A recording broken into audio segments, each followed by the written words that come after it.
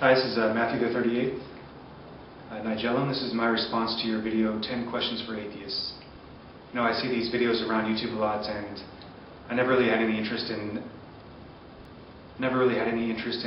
responding to any of them, but your pledge to not manipulate them kind of gave me a warm, fuzzy feeling inside, so I decided to give it a shot.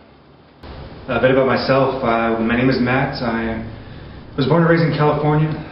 And as a small baby, I was baptized in the Catholic Church against my will. Fortunately, this is where my religious education ended. On rare occasion, I attended church with my grandparents, but I was never really forced into any kind of religious practice. So in order to answer your questions, I've got my roommate to ask them off camera. He's a little camera shy. And then I'm going to answer them to the best of my ability. Number 1. What do you think about the Christian's response when they say that God is present when there is all this suffering? Seemed dismissive, callous, ignorant, like a way to avoid responsibility for actually going out and fixing the problem or any of the suffering in the world. If this is actually the case or not, you can't generalize, but it definitely will depend on the situation and the person. Number 2. Do you feel that Christians practice what they preach? Some Christians do practice what they preach, and some Christians don't. When they do, this can be a good or bad thing, and when they don't, it's going to be a good or bad thing. Number 3. If you believed in something, do you think that Christianity is the only way? I'm not sure how to answer this question, but I guess what I can say is that if my life had been a little different up to now, or maybe just a whole lot different, I might be a Christian today. Number 4.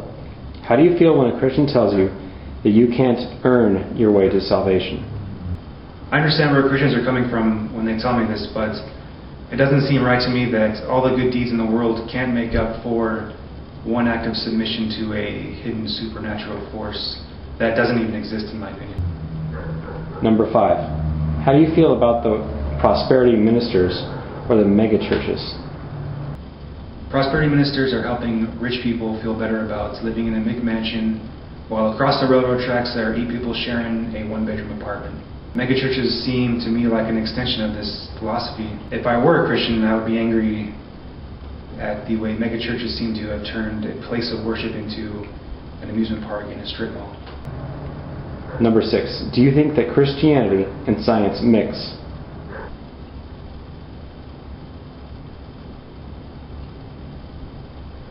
I see no reason why science and Christianity can't mix. It's only when certain groups of fundamentalists decide that even though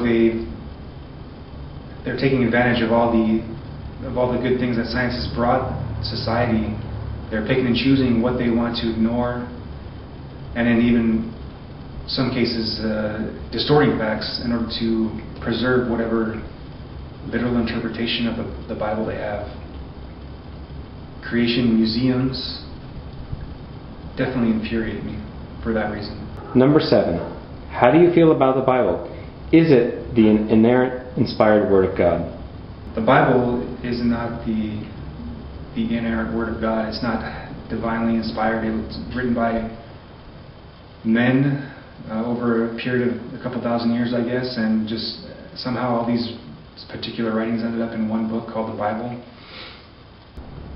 Number 8. Do you believe that Jesus Christ existed? I guess it's possible Jesus existed, but it seems that there's no hard evidence either way, whether he did or not. At this point, though, I think it's a pointless argument, just because Jesus, whether he was a real person or just a figment of somebody's imagination, has had enough of an effect on this world to make it really doesn't matter. Number 9. Do you feel that geography, where you were born, has any difference in whether a person is a Christian, Buddhist, Muslim, or any other religion? Absolutely. Number 10. How would you feel if all of Christianity could be proved? If all Christianity and all of its claims could be proved, then Christianity would no longer be a religion. It would be part of science. And I suppose, being a scientific-minded person and rational person, I would I would have to believe, what your claims were, but I'm still not going to go to church. All right, thanks for taking the time to listen, and I hope these answers helped you out.